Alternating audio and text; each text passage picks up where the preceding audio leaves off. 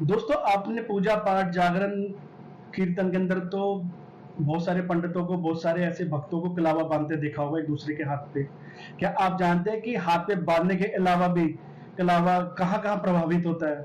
आज मैं आपको इसके बारे में बताऊंगा। अन कहीं अनसुनी कथन में आपका स्वागत है। दोस्तों, अगर आप रसोई की कोई भी खिड़की है, यहाँ जहां से आप सामान निकालते हैं, अपने मर्तबान रखते हैं, दाल चावल उसके डब्बे रखते हैं, अगर उस पर आप कलावा बांध दें तो कहते हैं उससे अन्नपूर्णा बहुत खुश होती है और आपके घर में कभी भी अन्न की कमी नहीं होती।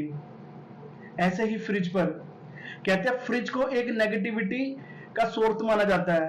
कई दफे क्या होता है, रात का बचा हुआ आटा, बची हुई सब्जी हम फ्रिज के अंदर रख देते हैं, वो बहुत नेगेटिव अपने अंदर ले लेती है, अब्सॉर्ब कर लेती है। लेकिन अगर आप फ्रिज के हैंडल पर अगर धागा बांध देते हैं, मतलब कि कलावा बांध देते हैं, तो आपको वो नेगेटिविटी बाहर नहीं आती और बीमारियों से लड़ने की शक्ति प्रदान करती है।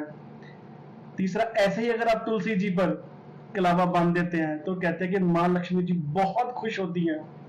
उनका खुशी का कोई ठिकाना नहीं आता, क्योंकि तुलसी को वो सर्वोत्तम मानती हैं।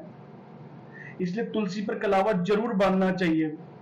और अगर ऐसे ही तिजोरी, अगर आपने अपने घर में कोई तिजोरी रखी हुई है और अगर आप तिजोरी पर कलावा बांधते हैं, तो ये कहते हैं कि अगर आपके हाथ से बहुत ज्यादा धन खर्च होता है और आपका खर्चा बहुत ज्यादा बढ़ जाता है, और अगर आप तिजोरी पे धागा बांध देते हैं, मतलब कि कलावा बांध देते हैं, तो किसी ना किसी तरह लक्ष्मी जी उसमें ठहर जाती हैं, आपका पैसा व्यर्थ नहीं जाता। ऐसा भी माना जाता है कि पूजा करते समय या पूजा स्थल पर अगर आप कलावा मानते हैं तो बहुत शुभ माना जाता है। इससे मां लक्ष्मी बहुत खुश होती है और मां लक्ष्मी के साथ गणेश जी का भी आशीर्वाद मिलता है।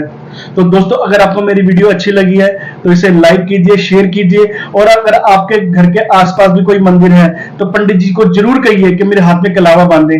कलावा बांधने से बहुत नेगेटिविटी खत्म होती है, आपके आसपास की नेगेटिविटी बहुत खत्म होती है। मेरे चैनल को सब्सक्राइब कीजिए। जय श्री राम दोस्तों।